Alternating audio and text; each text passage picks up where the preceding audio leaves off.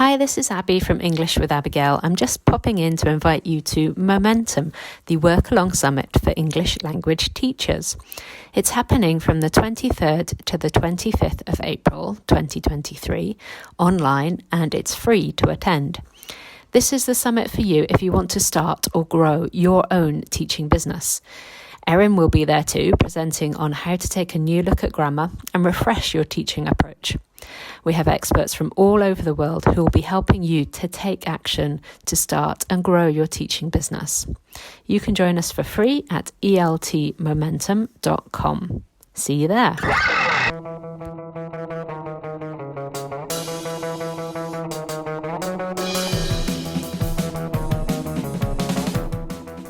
Welcome to Everything EFL. My name's Erin O'Byrne, and I firmly believe that you as a teacher are special, amazing, creative and passionate. But it's very easy to get burnt out and overwhelmed. With my podcast and my teacher training, I aim to help you avoid burnout and cut down on your prep time so you can unleash your creativity and enjoy your work more mindfully. Are you ready? Let's go! So my guest today is an author, a teacher educator and a graphic facilitator and many more things beside. Please welcome Emily Bryson. Hi Emily, welcome to Everything EFL. Hi, nice to be here. It's a pleasure to have you. I'm really excited about this. Just for the listeners, can you just nutshell your career a little bit? Okay, so I started teaching in 2002 in Poland at summer camp. And then when I finished university, I went on to South Korea and taught there for a year. And when I returned, I did a CELTA and started teaching at City of Glasgow College, which was then Glasgow Metropolitan College. So I teach people seeking refuge, asylum seekers. And at that point, lots of people from the European Union. Sadly, Brexit has changed that. I did a lot of secondments, one for the Scottish Refugee Council, one for Education Scotland, where I was advising MSPs on ESOL policy. That's members of Scottish Parliament for those that don't have a Scottish hat on. And then the ESOL Network project, that was linking up different ESOL providers across Glasgow.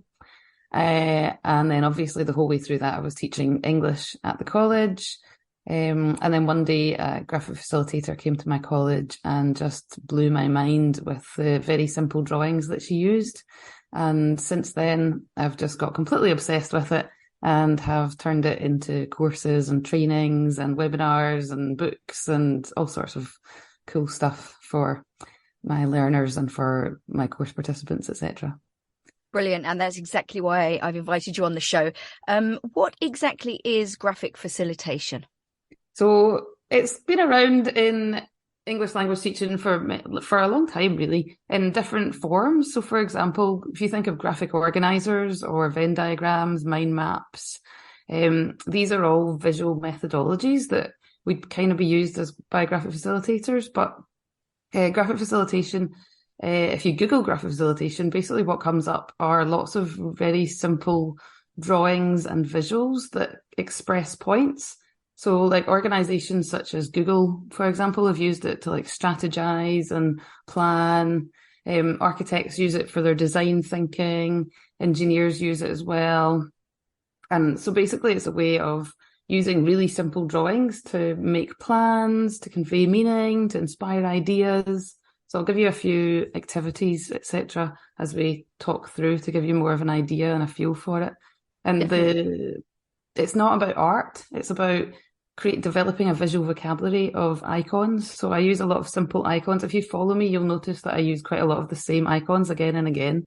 Like, for example, a light bulb, a pencil, a hand, like a supportive hand, that kind of thing. And it's just about learning to draw them just the same way that you would learn to draw learn any other language. So interesting. And I expect that teachers probably have used at least one or more forms of graphic facilitation throughout their career, regardless of whether they realise. Yeah, absolutely. Like, we've been drawing for years. I mean, was it Andrew Wright had that lovely book about 1,000 drawings for teachers? Yes. Yeah. Oh, classic. Everybody's favourite. Yeah, I've got it under here actually. Yeah, I've used that a few times. Not recently, but in my old school we had that and it was dead handy. Yeah. Yeah, and there's so many like methodology books that have drawings in them, etc. So I mean, it has been around in different in different ways for many moons. So how does it benefit students? So since I've started using it, I have found that my classes have become much more supportive. So for example, I teach a lot of students with developing literacy. Maybe literacy is this is the first time they're learning to read and write in their first language as well as their second language. And my whiteboards used to be just a whole load of words, which isn't very supportive for any student really, I don't think. But then now my whiteboards are words with supportive pictures next to them, which makes things easier for students to understand. It helps students to retain information for longer, helps them to memorize. They can take pictures of it. They can copy it if they want to. It's a lot really supportive. I use it a lot for rubrics as well. So maybe if a student has some homework, I'll maybe doodle on it, like you need to listen to this or you need to watch this video. If they're not entirely sure what the task is, for example, I'll add like a little icon, like a pencil to say this is your writing task, just to make sure that they understand exactly what they're doing. It's also fun and it's engaging, and I think it's just a different way of learning. I think it kind of adds a little bit of magic and mystique to classes as well. It also reduces processing load. So if you've got like neurodiverse learners or learners maybe with dyslexia, it can reduce the amount of like if you've got a whole page of text, like you can simplify it into a few different icons or support it with a few icons to make it easier to understand. It's amazing, isn't it? I love that idea of like writing, a drawing like a pen or something to help students, say, okay, you're writing. Because literacy, I mean, I've taught literacy a very long time ago. It's tough. Yeah. And progress is slow, you know, and it's just something that didn't really occur to me to really do that. I wish I'd known that back in the day, because I'm sure I could have been a lot more effective. But how do students generally respond to it? Because I mean, like sometimes with adults, I try to use it a bit, like I say, if you can draw a picture instead. And sometimes I'll draw a picture on the board of like a whatever. And I say, copy it. Don't write the word, don't write the translation, copy it. And some of them are really into it. And you see some of them just like, no, I'm not going to do that. Yeah. So it's the same. I never force any of my students to draw. The beauty of graphic facilitation is that you can draw, and then the students can either add their own drawings or just add their own text and interact with it in their own way. Some of my students, as you said, completely love it, and other students don't really want to get involved. But at the same time, what I did last year was a little bit of in-action research. So I think I got to the point where I thought, am I being that pain in the neck teacher that's kind of trying to encourage students to draw it if they want to? Because I would say, if you want to draw it, then you can. Whereas I just last year just decided not to mention anything, not to guide them in any way. And a lot of the students just naturally started giving me their homework with doodles in it anyway, which was really quite nice to see. But I guess I kind of modelled it, and then they just knew that it was a safe place to play around. And so they just went for it. Makes perfect sense. The students really, they respond well to having my own doodles on the whiteboard or on their worksheets or whatever. They find that really helpful. And a lot of the doodles that I create are very simple. Like, for example, a pencil is basically a rectangle with a triangle at the end of it. It's all just shapes, putting shapes together. Like a watch is a circle with a couple of squares above and below, if that makes sense. Yeah, and absolutely. Shape in the middle. It sounds very much like the stuff in the book that you just mentioned, 1001 Pictures. It's all very much a circle on top of a stick and on. Yeah. Love it. Yeah. So how does it benefit teachers then? So lots of different ways again. It reduces my prep time, or it has reduced my prep time, because now I've got quite a lot of visual tools that I can just go in and draw. There was a couple of times last year that I went into class and for whatever reason my computer wasn't working, and I still managed to get a 3-hour lesson out of some drawings on the whiteboard. That's the dream. Yeah, I know. Great.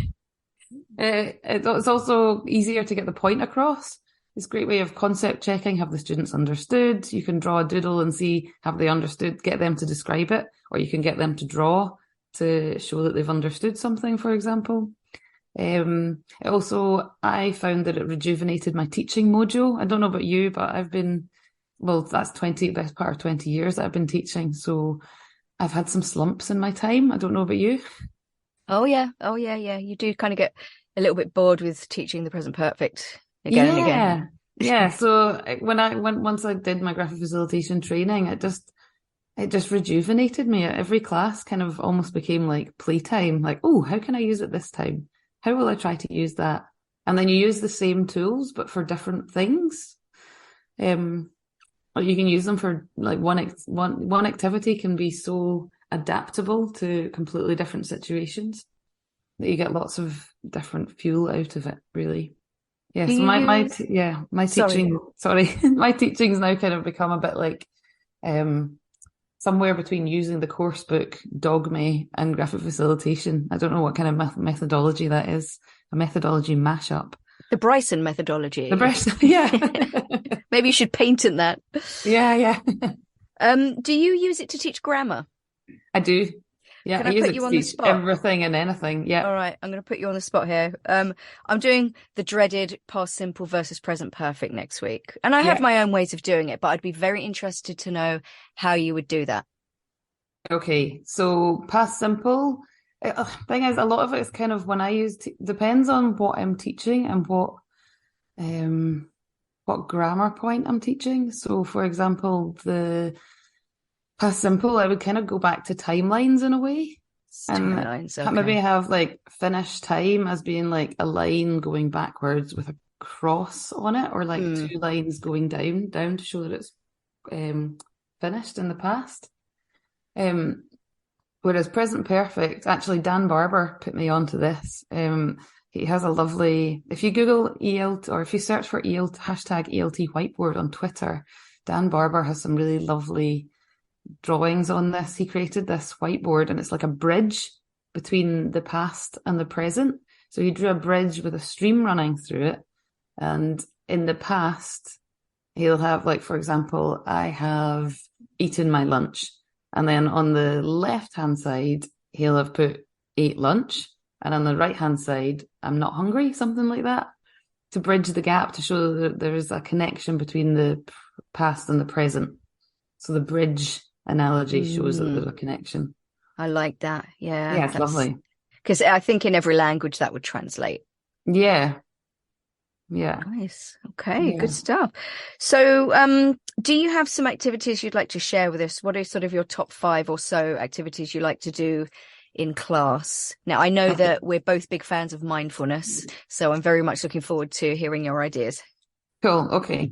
So in terms of well-being, so I teach a lot of students who maybe have post-traumatic stress or depression, mental health, or just confidence issues. A lot of students have confidence issues with being able to speak in English. So one of the things I really like doing, and I've written an Ellie blog post on this actually, so you can search for ellie.com, Emily Bryson, ELT, and then Inner Troll, Inner Angel, and this blog post will come up, and it's got you'll be able to see the pictures on it. And this is basically, so you draw a troll, which kind of looks like a devil, really. So it's a circle with a couple of horns on it, just very simple. And then you draw an angel, which is basically just a smiley face with another circle around it. And then a couple of thought bubbles at the top. And the inner troll, in the inner troll, so you ask students to copy that into their notebooks. And it's really simple. So students generally do manage to copy it perfectly fine and are perfectly happy with doing that. Even if they just copy the speech bubble. And then they fill in the thoughts that they have, that their inner troll has. So the inner troll is all the negative things that your brain says to you. So I don't know about you, but my inner troll can be quite active sometimes and really quite mean. Probably meaner than any other person that I know. It's a constant battle. That's what I tell my students. It's a constant battle. And then so they write all of the things that your inner troll says to you. And then on the other side, on the other thought bubble, write about the inner angel and all the things that your inner angel would say. So for example, if you're giving yourself a hard time, if students are saying, my speaking is terrible, for example, their inner angel might say, no, your speaking's really good. You speak intermediate level English. This is a really good level, for example. And then at the end, when they've got all their inner troll and inner angel thoughts, ask them to take the inner angel, and then if they've written it in their notebooks, just scribble it out so that they can't see it anymore, and do it quite viciously. It's quite therapeutic doing that. Or if they've done it on a couple of Post-it notes, get them to tear it up into tiny little pieces and then throw it in the bin, because we don't want to listen to the inner troll. We only want to listen to the inner angel. That's really nice. You actually told me about this the other week, and I thought to myself, okay, I'm going to try this. Oh, cool. So last week I started with a quote from RuPaul, who is my hero. If you can't love yourself, how the hell are you going to love somebody else? And we kind of introduced the idea of that inner demon, that inner angel and devil talking in your ear. And then we did the exercise. And then I said, look, if you want to share it with your partner, go for it. If you don't. And then I said, okay, we'll come back to that. But I didn't do the scribbling out. I'm going to do that next week. So the next day we came back to it, and I said, I want you to open your notebooks again and find your devil and angel thing. Cover the negative stuff, focus on the positive stuff, take a couple of things, and we're going to make an affirmation. Oh, nice. So like things like, I can do it, I'm strong, or I'm having a great time here and my friends are great. So everybody had an affirmation by the end of it as well. So we took the positive stuff. But yeah, next week I'm going to say to them, open your book, scribble out that negative stuff. That's really good. Yeah. Lovely. Yeah, love it. Yeah. Okay. It's so simple. And you can do it. It's the kind of thing you can use for yourself or in class. Do you just stick to the context of learning for that, or is it just all the voices in your head? It depends. It depends on the group. Yeah, I mean, if they're having a tough day thinking about it could be like, yeah, it depends on the group, really. It could be if it could be for a wider mental health lesson, or it could be for a focus on study skills, or a focus on language learning, or kind of a good reflection, because I think a lot of students, especially when they get to that kind of intermediate level, they very much feel like they're plateauing, and they very often do. But if you do something like this, it might actually make them realize how far they've come as well. The distance traveled, yeah. Love it. Okay, what's your next one? Okay, so the other one is keeping in line with the mindfulness and meditation, because you requested that. So the other one's that kind of active meditation. So you may have guessed from my many job titles, but I like to spin a lot of plates. I'm not the kind of person that's very good at sitting still. And when it comes to meditation, I'm generally pretty rubbish at it. I just cannot get my brain to be quiet. I get bored when I sit still for too long. So I've created this kind of active meditation. So a lot of what I've learned is it called, I think it's a body scan. Is it not really a body scan, but you kind of look at your 5 senses. So what do you feel? What can you hear? What can you see? What can you taste? What can you smell? And what are your emotions as well? So you draw 6 icons in your notebook. Or like I like to use like a bullet journal. You could actually do this on a daily basis if you want, and then track them and look back at them, which would be quite cool to do. But you basically draw an icon. In graphic facilitation, we call these containers. So a container is basically an icon that's drawn big enough to contain information. So for example, you draw a big eye, a big nose, a big mouth, a big ear, a big heart, and a big hand. And in the big eye, you write, what can you see? And then you can maybe add in a couple of extra doodles of things that you want to see as well, because it's about the therapeuticness of drawing. The whole process of drawing it and thinking about it is quite active and therapeutic, and you're focusing on one thing. And then what can you smell? And then you maybe make notes about what you can smell. What can you hear? And you make notes about what you can hear. You can maybe add some doodles to that as well. And then you just continue through all the senses, your hand, and your feelings, for example. And yeah, I just find it takes maybe about 5 minutes to do. And I feel like it focuses my brain better. It gets me away from my phone. It gets me away from my computer. It gets me just to stop and think about me for a minute, but in a really active way.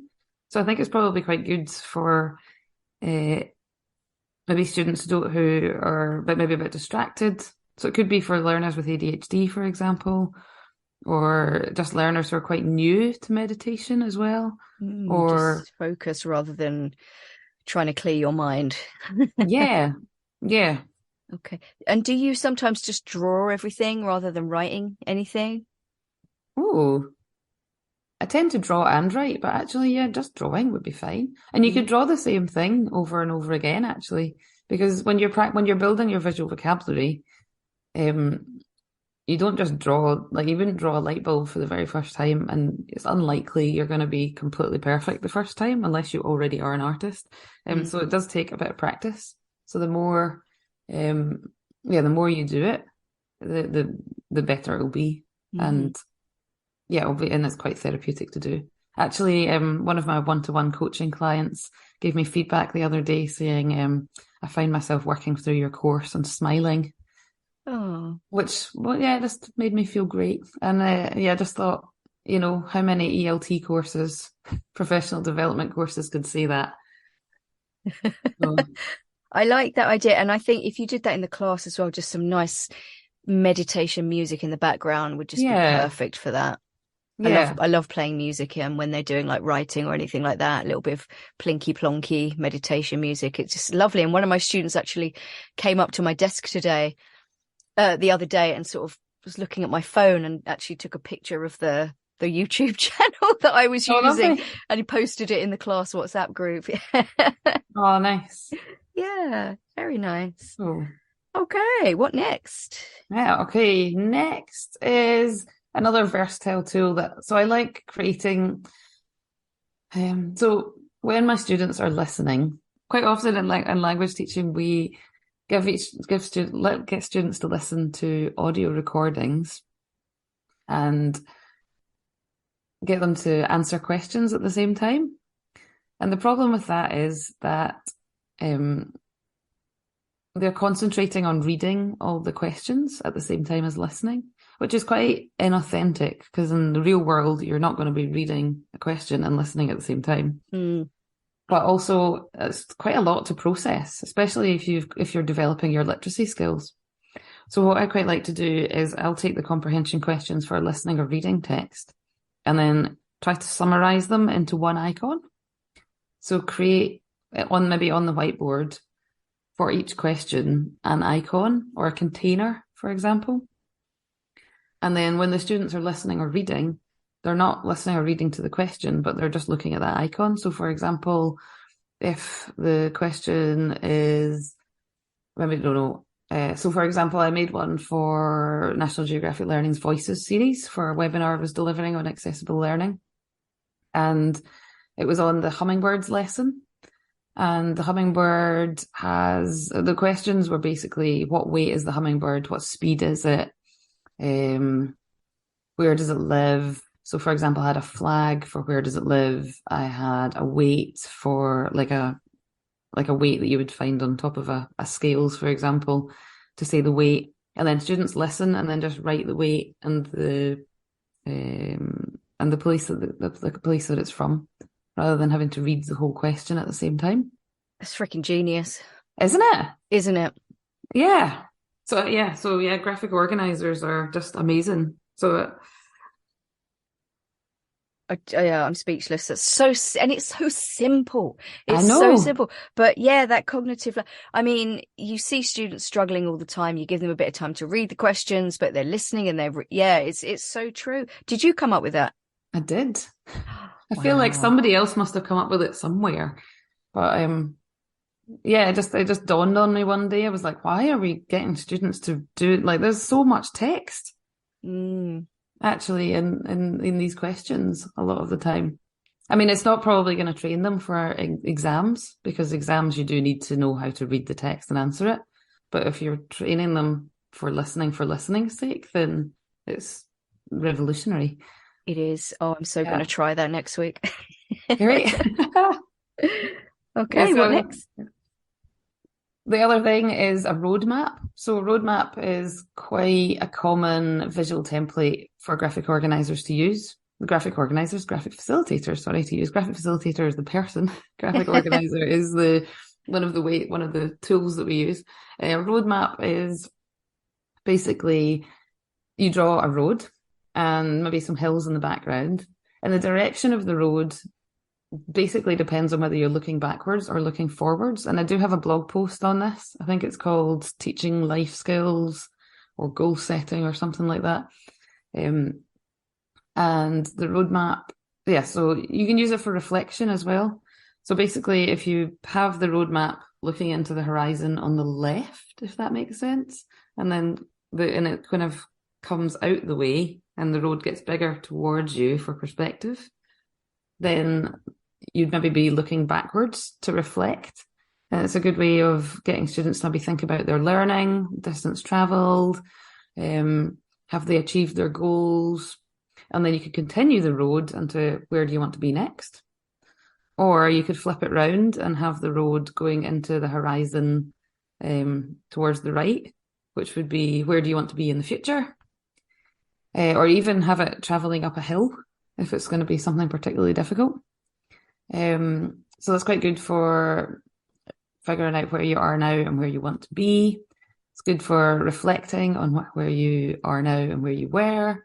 It's good also for things like for example, when I was starting my business when I was setting up my business in online courses and etc., I kind of drew out my business plan in a way. So it's quite good for business students too. Business students can use it. I love that. Yeah, it really is just really super flexible. You can use it for so many things. That's the good thing about a lot of teaching sort of ideas, and I always say this to my teachers, is steal and adapt. Yeah, if you exactly. like an idea, but you don't think the one as I'm giving it to you is going to be suitable, just ask yourself a few questions. How can I adapt it for my students? What changes can I make? Or what could I use this for? Yeah. Love it. And actually, I think Harry Waters said at some point that he basically thinks of teacher training and teacher educating as giving somebody ideas and then letting them go and improve them. Yeah, absolutely. Hi, Harry. I think he listens. Sometimes he does. Brilliant. Okay. You got one more for us? Yep. So the other thing I quite like doing is sketchnoting live. So technically this is more of a kind of visual recording in a way. So that would be like, for example, a couple of weeks ago, my students were reviewing when to use capital letters in class. Because as I said, I've got a lot of students who are maybe Farsi speakers, Arabic speakers. So capital letters are quite tricky for them. Yeah. So basically we made a massive sketch note of all the different times that you use capital letters. And next to each one, like for example, for nationalities, we had a world map with a little person holding a flag. And then for countries, we had some flags. For streets, we had like a little street sign, those kind of things. And then, all the students just took pictures of it. And I really hope that they've gone home and have memorized it and it's sunk in a lot more than maybe it would have if it was just a whole list of examples, which was what I used to do. Absolutely. Cities, names, and if you're struggling to read and write, those words it's going to be a struggle, like you say, to process it, whereas a picture is just so much easier. Yeah. So much easier. Yeah, and it can stay there the entire class, which is amazing. Yeah. I think if teachers are listening to this and thinking, oh, I'm not sure, I would say just take a leap of faith and try something new, because I'm all about trying new things. And I mean, I think at the very minimum, what teachers could do is, if they're putting vocab on the board, if you can draw a picture instead of writing the word, do that. Yeah. I think just the absolute minimum. It's so easy. And it doesn't matter if you're a crap artist. I'm an awful artist. And I've been mocked many a time, but so have I. You just, that's part of the fun. That's part of the fun. You can't take yourself too seriously. So laugh along, Yeah, totally. I mean, there's things that still aren't in my visual vocabulary. I was asked to draw Glasgow the other day, or Glasgow came up, and I was thinking, how do I draw this? I was trying to draw the Squinty Bridge and the Finniston Crane, and it was not in my visual vocabulary at all. But my students and I had a really good laugh. Yeah. I think if someone asked me to draw Dublin, you just kind of think of the most iconic building, I suppose, or monument, don't you? Like, yeah. Yeah. Oh, it's good. I love this. It's so interesting. It's so interesting. Where can people find you, Emily? Because I'm going to imagine that a lot of people will be listening to this and they will want to know more. Cool. Okay, so I have a website. It's at emilybrysonelt.com. And on the website, I've got online courses if you want to build your visual vocabulary and learn how to draw really simple icons for the classroom. And I've got a module on an introduction to graphic facilitation. So that's where you get to do all the real magic stuff like visual templates and containers and creating your own graphic organizers and GIFs and things like that. There's lots of really cool, fun things to do there. There's also, I've got a free ebook on graphic facilitation for English language teaching professionals. And that's got some videos in it, or a video demonstrating just really simple icons that every ELT teacher should know. So that'll be things like reading, writing, speaking, listening, all those kind of things, a pen, a pencil. I've got lots of freebies on there, actually. I've got a lesson plan with like a video story using adult phonics. And I've got the active meditation with the 5 senses that I told you about. And there's an ELT footprint lesson on there as well, which is great for every level, really, because it's just a whole load of pictures which can be adapted to use at every level. I did it with my beginners last year and I used it with my intermediate class last week, and it went down really well. Fantastic. We love adaptable.